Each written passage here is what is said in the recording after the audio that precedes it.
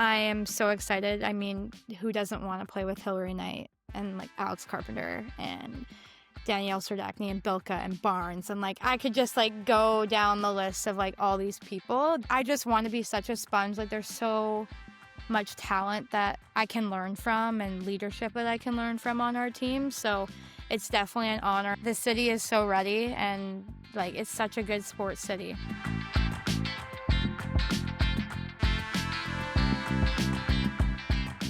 Hello and welcome back to Rinkside Rundown, the podcast that brings you inside the world of women's hockey, one story at a time. I'm your host, Chris Sinclair, and today I'm excited to be joined by Jenna Buglioni, a Port Moody, BC native whose hockey journey has taken her from winning multiple provincial titles with the Greater Vancouver Comets to representing Canada on the international stage to becoming a key leader and record setter at Ohio State. Now, Jenna is making history as the first ever draft pick for the PWHL Seattle franchise, stepping into the professional ranks alongside some of the game's biggest stars. Jenna, thanks so much for joining the show. How are you doing today? Good. Thank you for having me. I'm excited to chat. Yes, absolutely. There's so much to talk about your career, including obviously this exciting next chapter that you're about to embark on. But because this is your first time on the show, we got to start where it all started for you. So let's start with what got you into hockey? What drove that passion from the very start? Yeah, I'm the youngest of three kids, so my older brother and older sister played. So it was kind of just natural. I was always around the rink, kind of the annoying younger sister that just tagged along to everything. So my parents thought, I mean, she's here, why not just put her on skates? And I kind of just fell in love with it the second I started playing. My dad played growing up, so he also coached me my first couple years of hockey. So I think that connection that I was able to have with him and my siblings through hockey was something that sparked my love for it when I first started. When you think back to those early days and throughout your career, how has that family support maybe helped to propel you, especially during maybe those ups and downs that is a hockey career? Yeah, it's meant everything to me. I mean, my siblings didn't necessarily play hockey at the highest competitive level, but they understood the sport. They understood what it means to be successful in their own realms of life. My sister's an accountant and my brother is a musician. So we kind of were all very different, but that support from them and the unwavering support from my parents has meant everything to me, whether it was traveling to Worlds in Slovakia or being in Ohio, following me kind of every which way I went. I wouldn't have been able to do it without them because obviously in the sport of hockey, there's a lot of ups, but there was also a lot of downs and a lot of stressors and anxieties that come with being an elite level athlete. So I think having them in my corner has really shaped how I have became a high level athlete and as a person. Yeah, wow. Talk about covering a wide variety of different professions within your family, eh? Yeah. Yeah. When you also thinking back to your roots in Port Moody, what's something about growing up there that you feel helped to, first of all, shape how you started your career, but maybe still these days as you approach your game, especially as you look at this next chapter of your professional career now? Yeah, I mean, when I started my playing career in Port Moody, I played my first year of girls, and then I moved over to play boys hockey for a few years. Being kind of, I guess, that target, that underdog, just as a female in a male-dominated sport and playing on an all-male team, there was only one other teammate I had that was a girl, and we ended up moving to girls hockey together at the same point.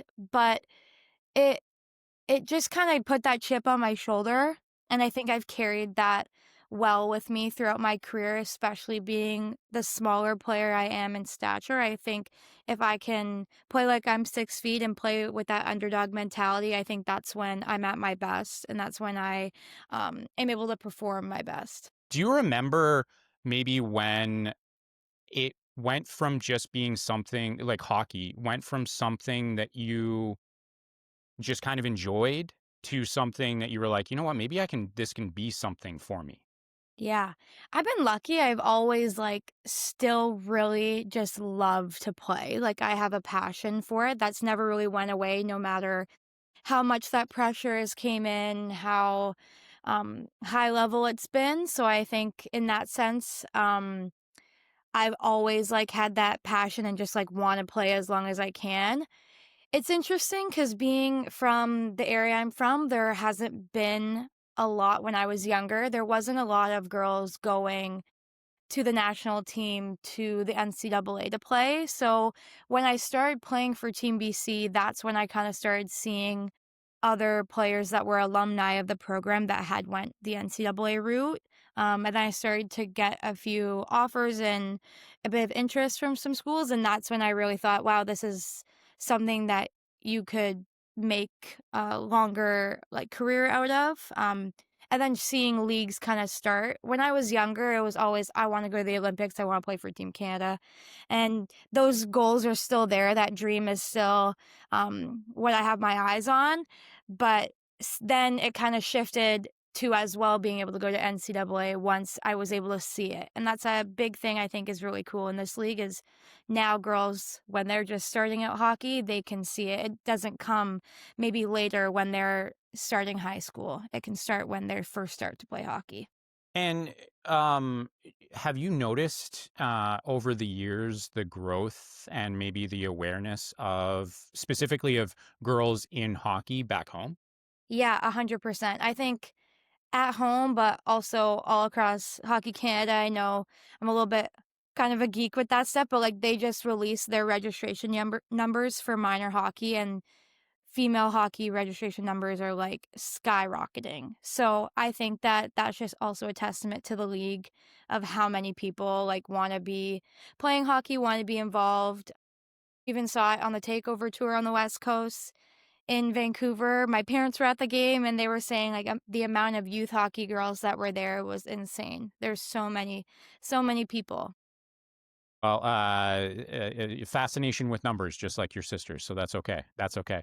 Um, now, if you were to talk to your minor league coaches, what do you think they'd say about you when you were a young player?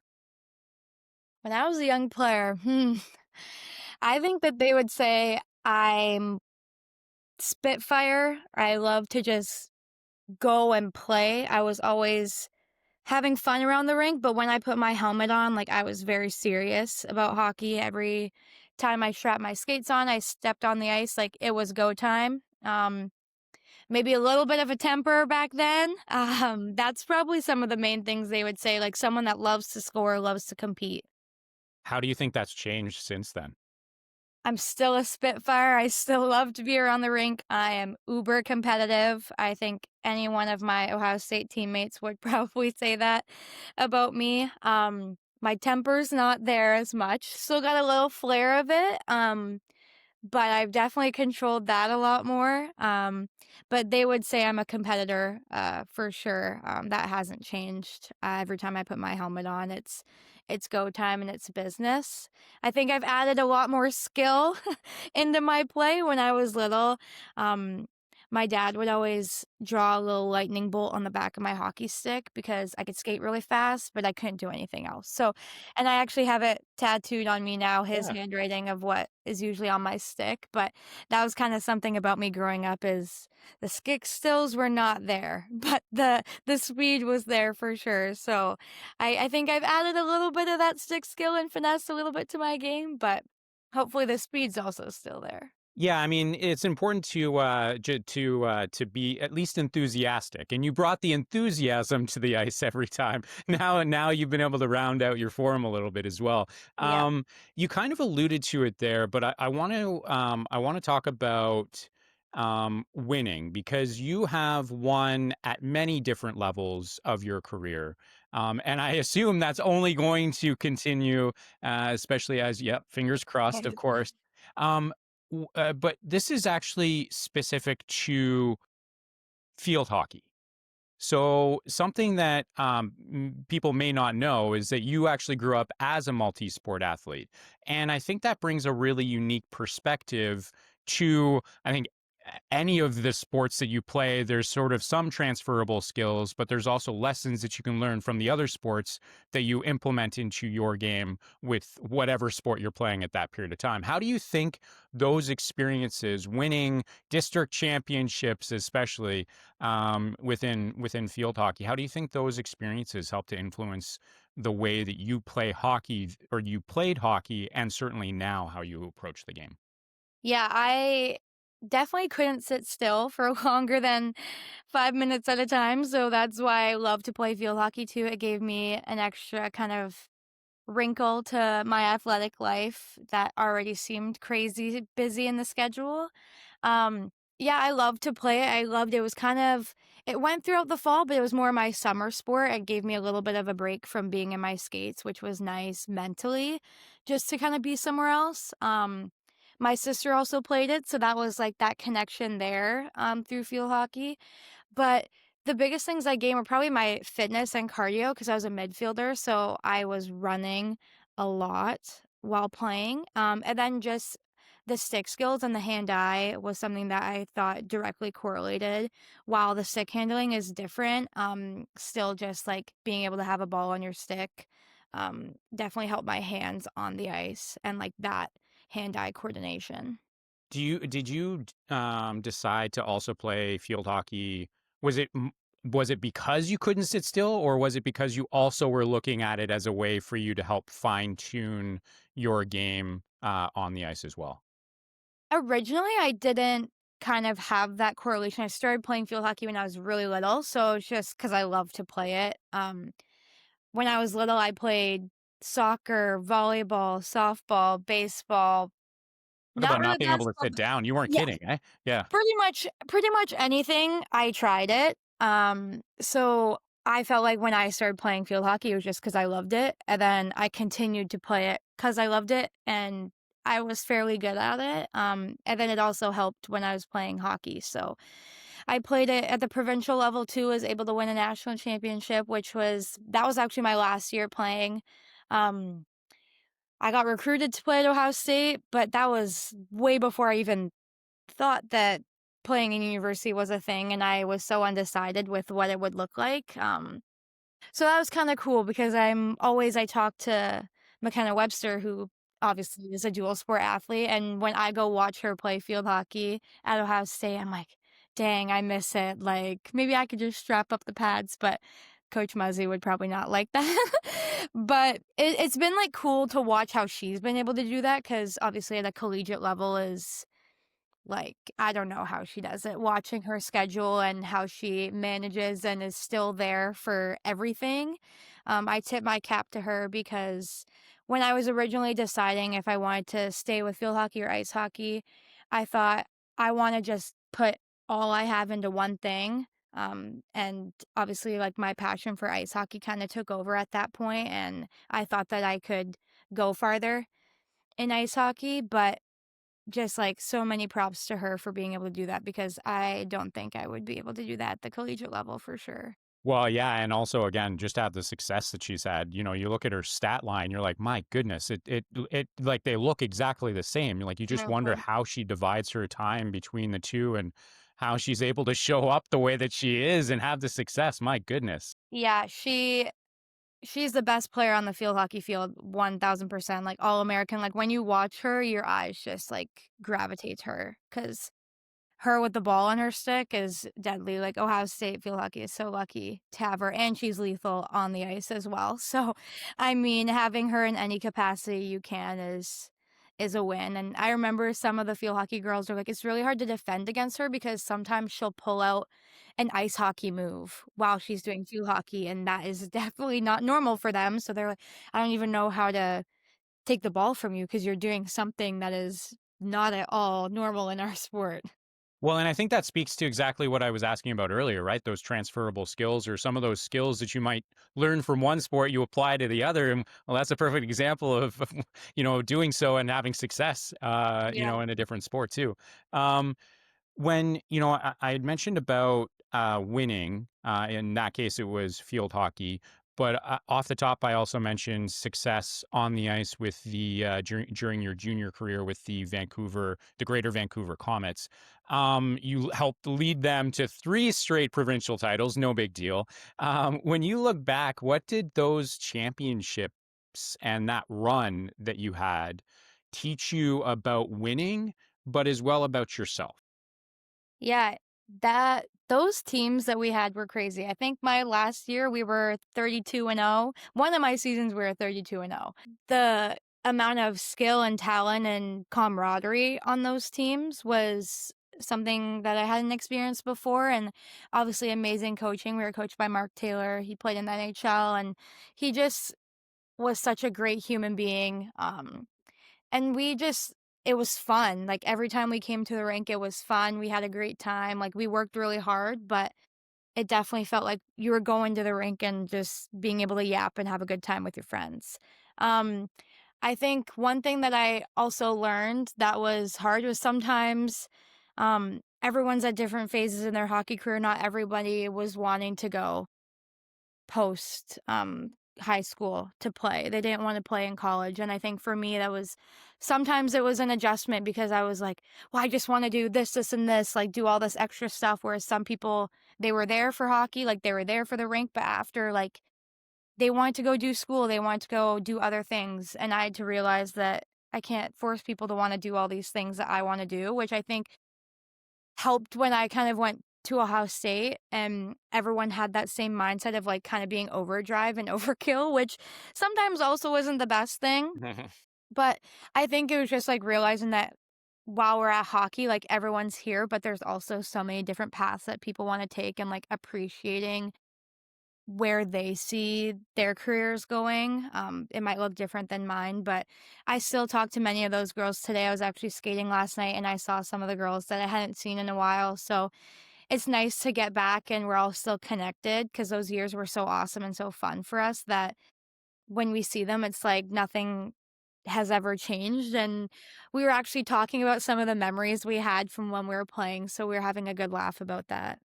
During those early days, during your junior up to your junior career, who were some of those role models? You'd mentioned your parents, your siblings, obviously as well, but within the game as well, who were some of those role models that you looked up to? Yeah, definitely family just from that perspective of like seeing how hard they worked for me. But in the sport, I like loved to watch obviously Poulan play. She is the GOAT. She Mhm. is like one of the most elite Hockey Canada athletes there are and having dreams to be just like her and wear that maple leaf on my chest. I really liked Haley Wickenheiser. Also, that was someone when I was really little. She was obviously the captain of Hockey Canada and was like a big impact on that team. And then now, I know you said up to junior, but someone for me is Coach Muzz. Just, I think being able to play for her and obviously, like, she's very tough on us, has very high expectations, but there is no one that will have your back more than her. So I think I tremendously look up to her because she is an elite coach, but also an elite human being. And I've learned a lot from her in my 5 years at Ohio State. So that's someone that I think anyone that has the opportunity to play for her is very lucky. And if you put in that effort too to create that relationship with her, like, you'll have someone that's in your corner for the rest of your life. Let's shift to your international success. We'll call it that because it's been very successful there as well. But let's start with wearing or having the opportunity to represent your province Mhm. and wearing that BC jersey at the U18 Nationals. What did representing your province mean to you at that stage of your career?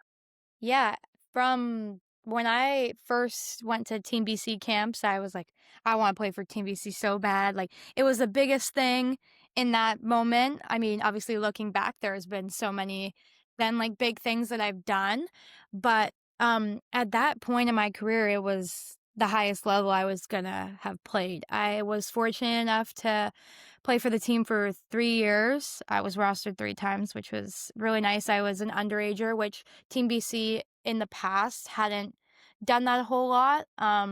So that was a really big honor. I was able to go to Quebec City my first year, and then the second year was actually Canada Winter Games in Alberta. Um, and then we were in Manitoba for my last championship. So I think it was a big step for me. That's where I got recruited. I first got seen at in Quebec City. So it was cool to be able to kind of see the phases of BC hockey Hmm. as I went along. I obviously started with the younger programs at their provincial camps and did all those, and then moving into the U18. And I'm still very connected with them now. I love to, if I can, when I'm home in the summer, try to go out to a camp if they have their identification camps going on. So just that support. There was a lot of different coaches that we had throughout my years. So being able to experience the different coaches as well is cool to always have in your toolbox, because every coach kind of coaches a little bit differently and has their own flair. I think one big thing is, compared to Ontario and Quebec, BC hockey has been kind of underlooked and overlooked, pardon me. So I think being able to, maybe with the teams we've had and started to have some success, kind of put BC hockey players on the map, and there's been way more girls from our province starting to get invited to Hockey Canada camps, which is so well deserved. And I think that that's something that's really important that I take a lot of pride in, is just watching how our province has grown, especially in the talent that we've had. Because you see, like, the few players really good, but just maybe not getting a look. And now a lot of girls are getting that opportunity, which wasn't happening before. So I think just being able to see how much the program has grown and actually being respected in that space has been cool and important for me. When you also look at your time representing Canada, there are going to be, I'm confident in saying that there will be many more times for you to also put on that Canada jersey. But I have to ask, I know that you've been asked this before, but I have to ask, being able to represents your province incredible, especially as you mentioned, early on in your career, that was the bar that you wanted to get to. Now you're also representing your country. How did it feel to then put on that Canada jersey for the very first time? Yeah, being the little girl looking up and watching all the Hockey Canada things, whether it was Worlds, the Olympics. The Olympics were in Vancouver in 2010.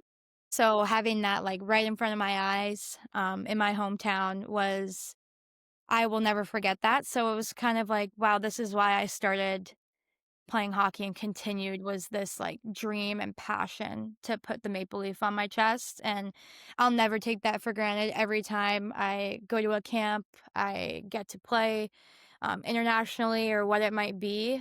Um, you can see I have like my Hockey Canada hat up there, but I don't ever take that for granted. I think Canada is the best country in the world, and I will stand on that. I think hockey is our sport, whether it might not be officially that in the dictionary or whatever. I just think that it's such an honor, and a lot of times it's a little bit bigger than just the sport. And when you have that maple leaf on your chest, like, you're representing your nation and all the little girls that are also watching and have aspirations for that, because I know that I was like that. So it means a lot more than just playing and being kind of at the pinnacle of that stage. When I walked in the locker room for the first time and saw my jersey with my name on it and all that, it was, I there was like happy tears Mhm. in my eyes for sure.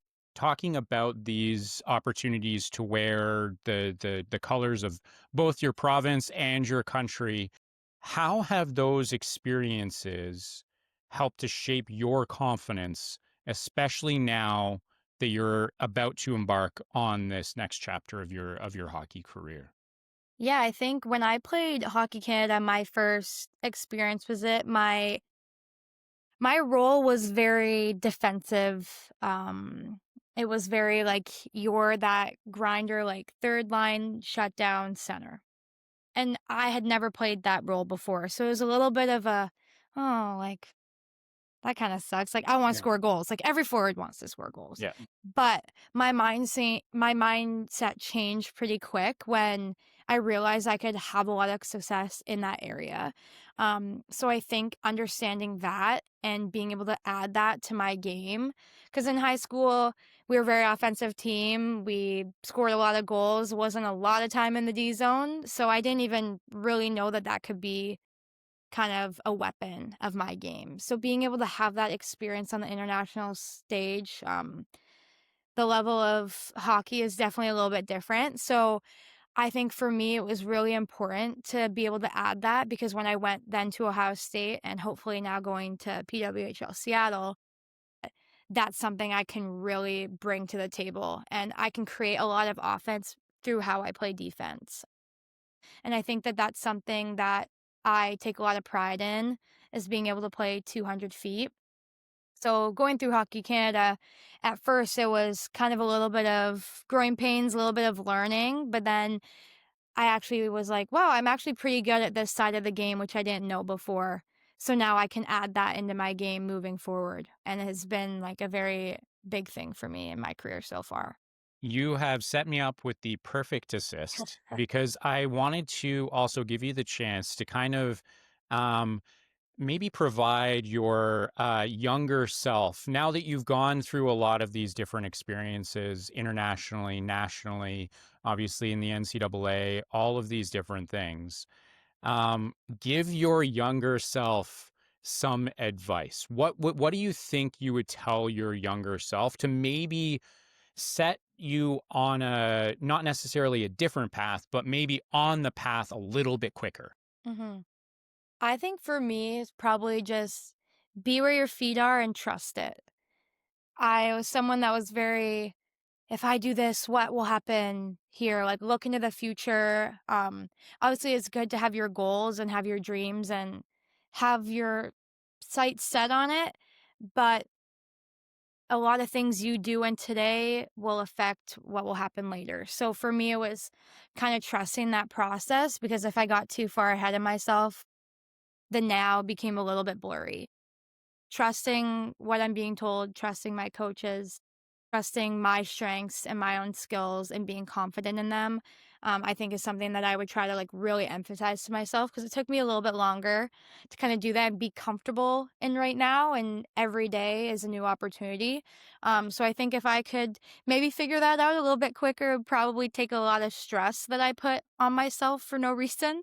Not no reason, but that extra stress of worrying about what it will look like in the future, how if I will succeed, how it will look like, all those things. I think if I just trusted my own process and that it might have looked a little bit different than the girl to my left and different than the girl to my right, I think I would have maybe gotten it a little bit sooner. Let's now fast forward. So we've talked about your junior career and the success that you saw there, that you had there.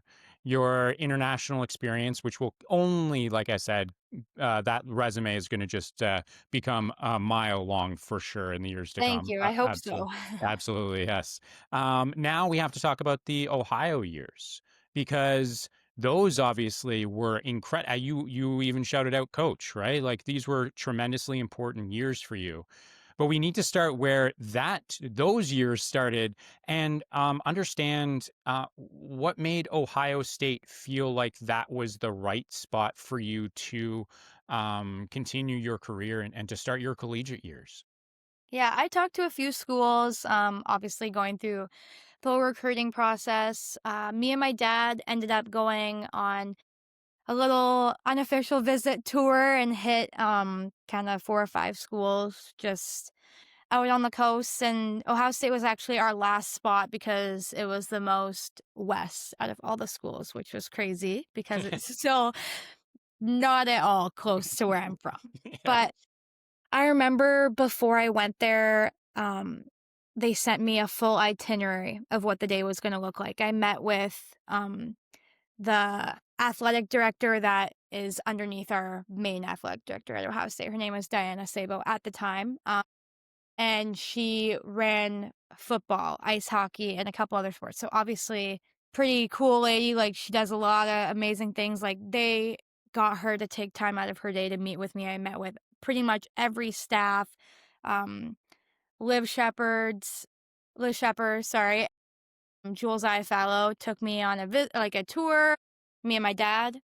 So I was like, wow, they like really took the time to like plan out this. Whereas the other schools, it's kind of just there, like met a couple people. Like it didn't seem as serious, which I know it still was. But for me, like that was a big deal. Like they really wanted me there. It was a big deal. Went out for lunch with coach. And when I was there, it just felt like home. It felt like I would fit in. It felt like they wanted me there just as much as I was excited to be there. And then going on throughout that, I ended up calling Coach Muzz that I wanted to commit to Ohio State. And I remember she was in the grocery store and she took the phone away from her head. She's like, "We got to commit." And like a bunch of people in the background started cheering.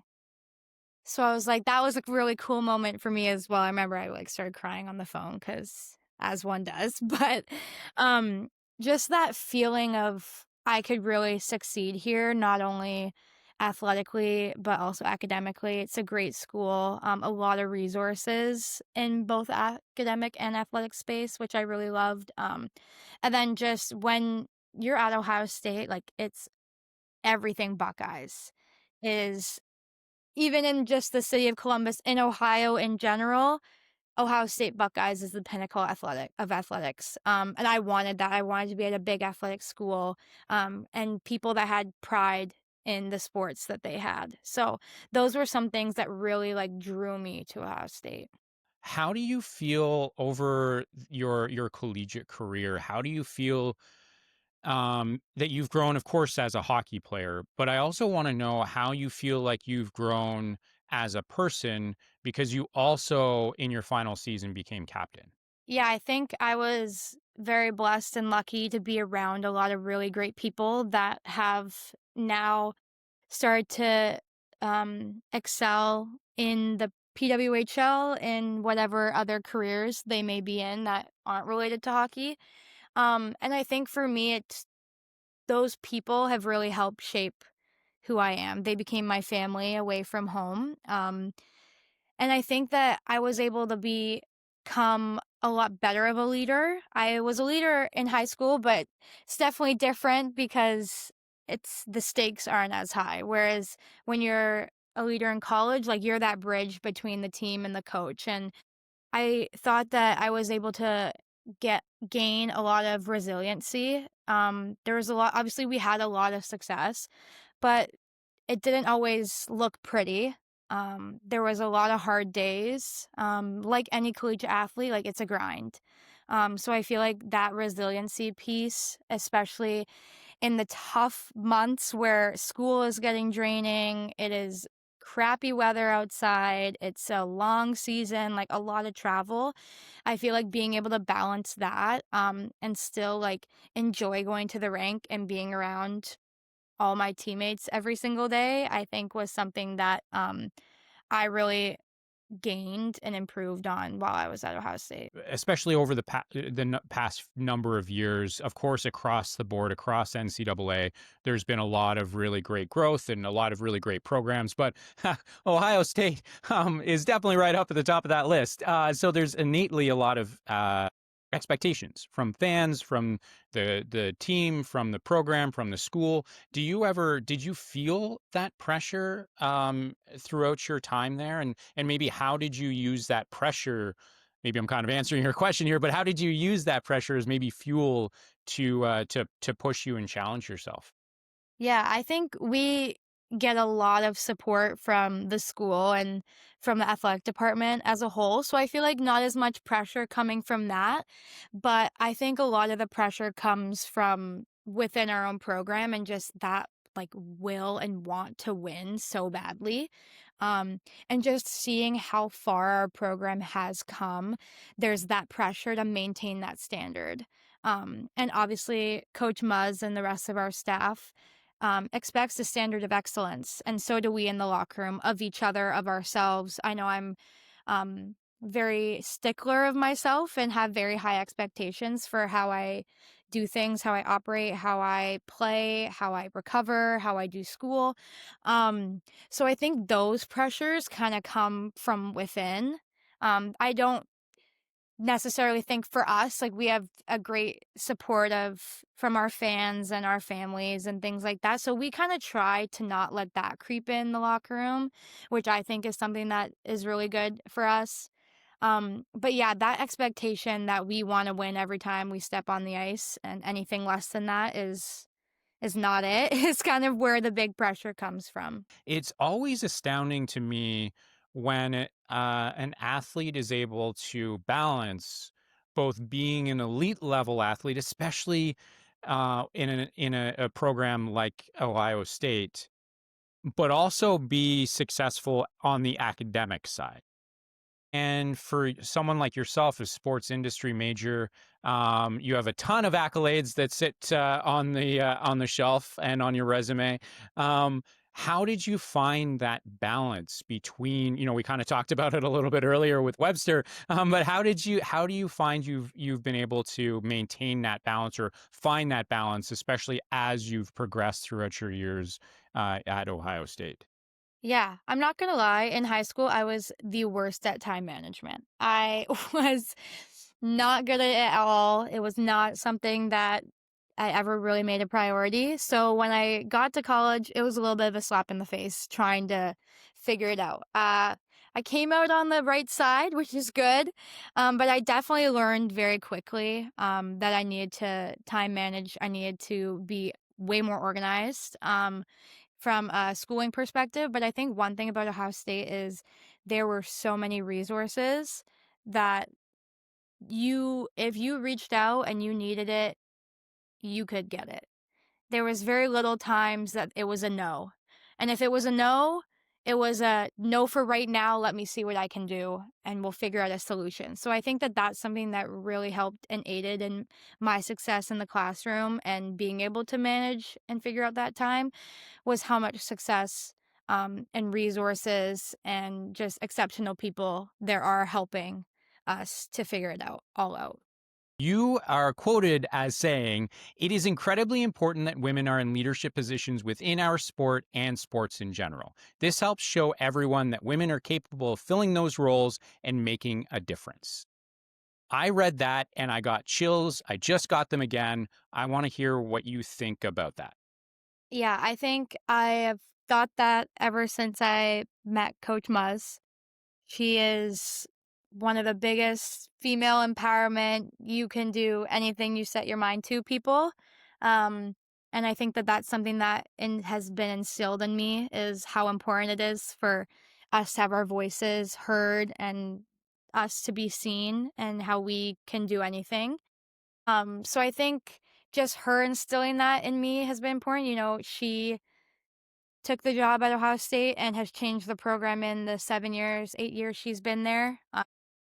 She is one of the most crazy, dedicated, passionate people, and I think that she really shows that you can do anything and still have a family and still, like, be successful in both sides, and then now being able to connect with Meg, our GM at Seattle, she is like that as well. She is part of the military. She is like grown up in a military family. She is successful. She's young. She's driven. Like she knows what vision she has for the team. So I think seeing people in those roles, especially for me, looking into those careers post playing, either coaching or in some type of management, see having those people in the driver's seat just shows like how important it is for girls like myself to dream of that and like look wow like they're doing it,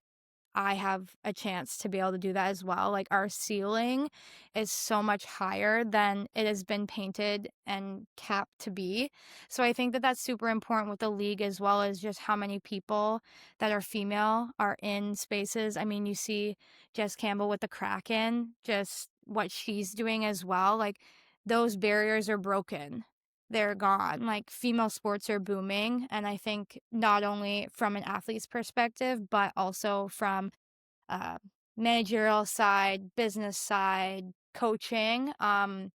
There's more people in power that are female that is happening than we have ever seen before. And it's so vital and important because the dream of girls, myself, others included, those positions have always been a dream.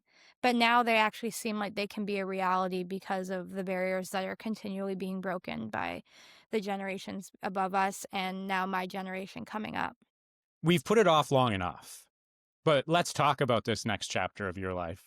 I know this is another question that you've been asked 1,000 times, so I appreciate you humoring me on this one, as if you've never been asked this question before. But you made history as PWHL Seattle's first ever draft pick. What was going through your mind when you heard your name called and you now know your professional career is about to begin? Honestly, I think I blacked out a little when I heard my name. I mean, I was just sitting there. They kind of like move the cameras a little bit to the area that the person is getting picked, but I was sitting right behind the like lounge couches that PWHL had like brought in some prospects. So Ann Czerkowski was sitting in front of me, a good friend of mine that I've played with growing up for Team BC and Hockey Canada. And I was like, oh my gosh, like Anne's about to get drafted. Like this could be so cool. Like whatever. So I'm just kind of like sitting there, like not expecting it. I talked to Seattle, but obviously draft day could go a million different ways. I was pretty confident that I would hear my name called. It was just when and to where that was going to happen. So I was just kind of like sitting there, whatever. Then they announce it, and I hear Jenna, and I was like, "Oh my gosh!" And I stood up and I turned around. My dad is like just so elated. My mom is like trying to hold back tears, so excited. So it was cool. I was wearing heels, so when I was walking up the stairs, I'm like, don't fall, like hold on to the railing type of thing. But it is such an honor just to be the first ever draft pick. I mean, if they picked me dead last, it would still be such an honor. For me, like that wasn't as much of a focus. It was, wow, I just got drafted. I'm joining an elite team of elite players, elite humans, and elite leaders within our players, but also within our staff. So it was a really awesome experience. I am so excited. I mean, who doesn't want to play with Hillary Knight and like Alex Carpenter and Danielle Serdachny and Bilka and Barnes, and like I could just like go down the list of like all these people that it still doesn't feel real. I mean, I went to Seattle a couple of weeks ago and was doing like a media tour, and I was like asking Hillary Knight so many questions because I just like want to have a career that's so successful and lasts a long time like hers has. So I'm probably going to ask her a million questions over the course of this season, and she's probably going to get annoyed with me, but I just want to be such a sponge. Like there's so much talent that I can learn from and leadership that I can learn from on our team. So it's definitely an honor, and I'm so excited to bring male hockey to Seattle because the city is so ready and like it's such a good sports city. Well, I appreciate that you brought up both Knight and your former teammates in Barnes and Bilka as well, because I wanted to know as well.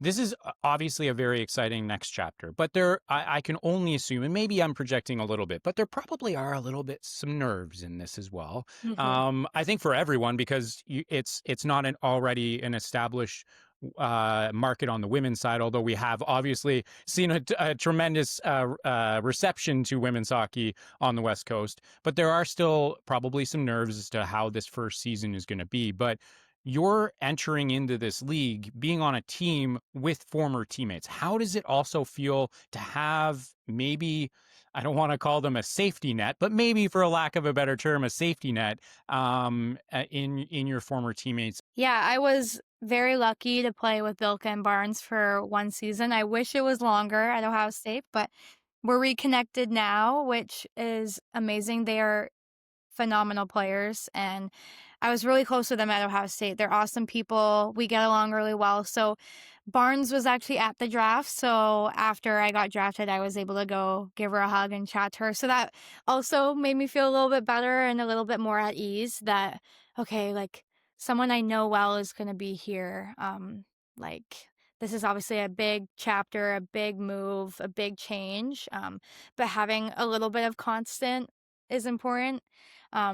So I'm excited for that too, just to have them, like they know me very well. They know kind of how I operate. So, like, the first kind of little bit of adjustment, there's probably gonna be some growing pains, a lot of learning that's gonna happen, but having them there, I think, will ease that transition.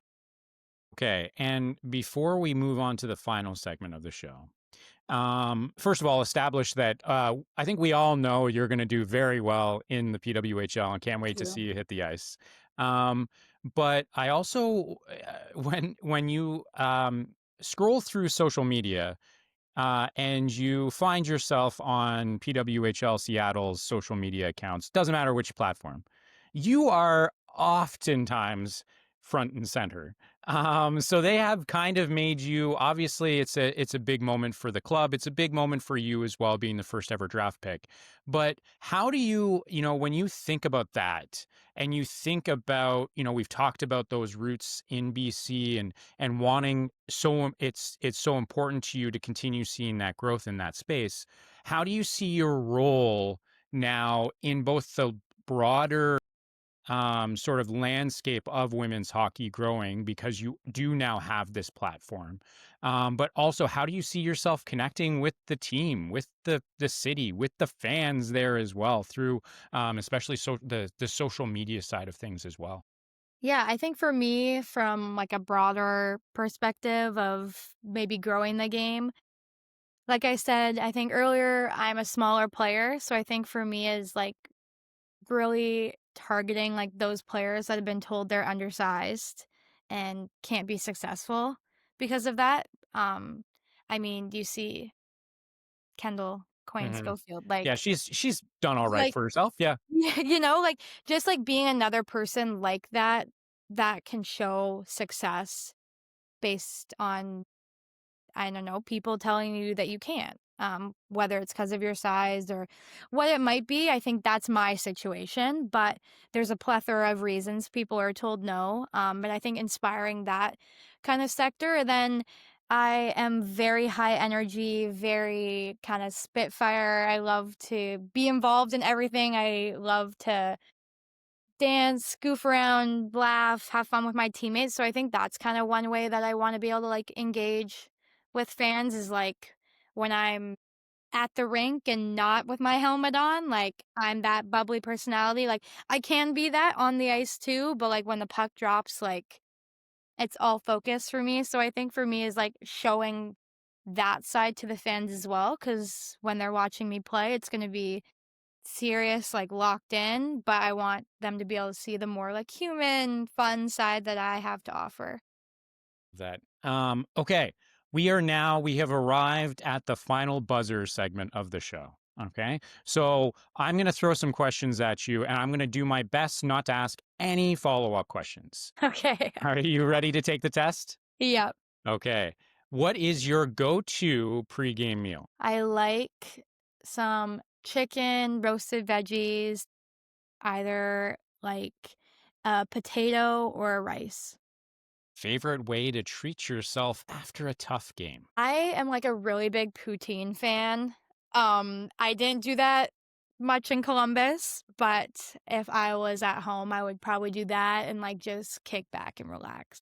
That sounds fantastic. Um, Growing up in Port Moody, what's a local spot that you'd recommend to anyone that was visiting? One spot for sure in Port Moody is going to Rocky Point Park. There's a lot of breweries along the road, but also there's food trucks. There's Rocky Point ice cream.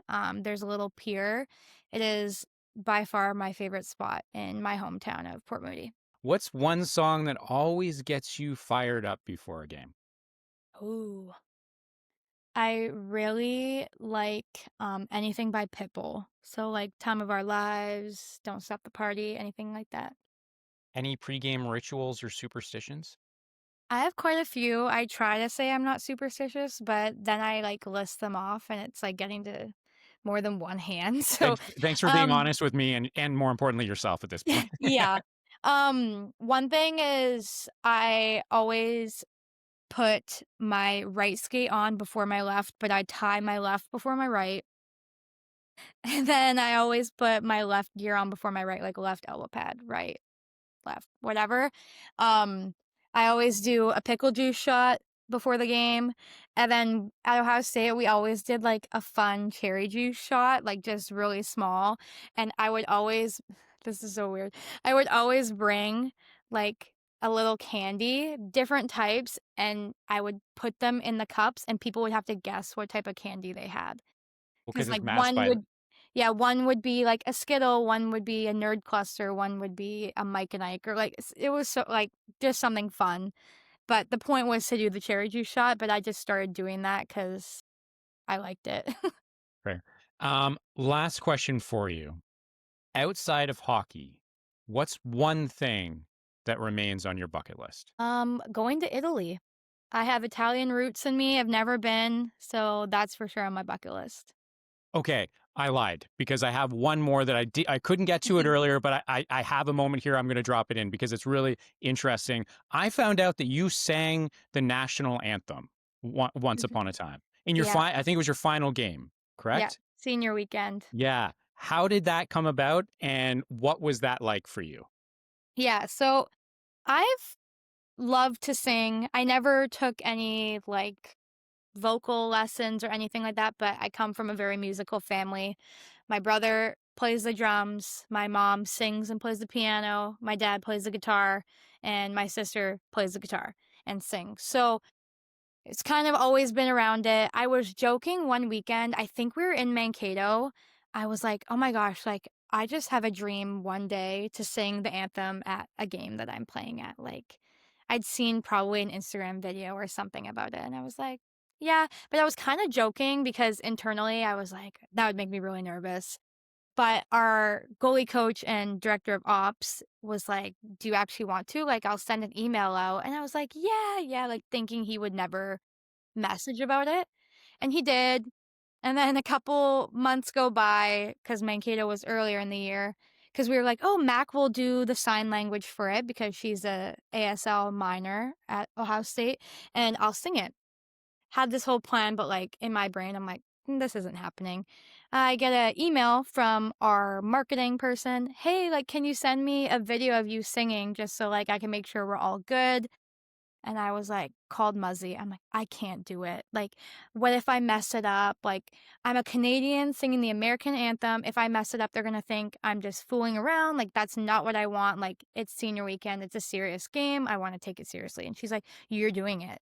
Like, we already have you lined up. Like, you got this. Like, you can do it. Let's just practice. After practice today, I'll make sure the mic's set up. We can practice and you can hear yourself and see how it sounds." And I'm like, "Okay," like, Muzzy says I'm doing it, like, I gotta do it. So I go and I practice, and it sounded fine. Whatever I practiced, I think that week, there was 4 days till game day, I practiced at least 10 to 15 times, 5 to 10 maybe, every day. After practice, I got the mic, I stood there. The first, like, 2 times I sang it, Mac would sign, and then she'd get off, and I'd just keep singing it over and over to practice. Then the day comes, my parents knew it was happening, but none of the other parents did. So they announce us and we're coming out and all the parents are like, "What's going on?" And I start saying I was the most nervous I've ever been, probably before any game. Like, dare I say this, maybe more nervous than the national championship games I've played in. I was like, my hands were shaking before I was in the locker room in the bathroom, like practicing. Like, it was crazy, but I'm so glad that I didn't and I didn't, like, back out of it because it was a really cool experience and, like, a really cool thing for us to do to start and kick off senior weekend, and all the parents loved it. They're like, "You should do it again tomorrow." Like, one of my roommate, her dad, was like, "Yeah, I actually had tears in my eyes, like, it was really cool to see you guys do that, like, such, like, a special thing, like, who can say that they've done that?" So, I was really happy that I did it. Kind of started with a joke and then turned very serious kinda quickly when senior day was approaching. Well, we have seen here in Ottawa, we saw Jinsey Rose Mhm. surprise everyone in the crowd and her teammates by Yeah, singing that's awesome. the national both national anthems. Maybe there will be one day where fans will be surprised to see Jenna Buglioni take the mic before a PWHL game. How cool would that be? Yeah, maybe at Climate Pledge. The acoustics and the sound is really good in there, so I'm sure they could make me sound good. course, of course. Well, that is a fantastic note. Speaking, no pun intended, to end this conversation on. Jenna, I just want to say thank you so much for joining the show, sharing your story from your roots in Port Moody to your international success with Team Canada, to leadership and records and all that fun stuff at Ohio State, and now this exciting new chapter in the PWHL. It's been incredible to follow your career to this point, and I know I speak for everyone in saying that we're all rooting for you in this next chapter. So thank you so much for joining the show. Awesome. Thank you so much. It was awesome. And if you enjoyed this episode as much as we both did, be sure to subscribe, leave a review, and share it with your fellow hockey fans. Your support helps us to continue bringing you inspiring stories just like Jenna's from around the world of women's hockey. I'm Chris Sinclair. Thank you so much for tuning in, and I'll catch you next time on Rinkside Rundown.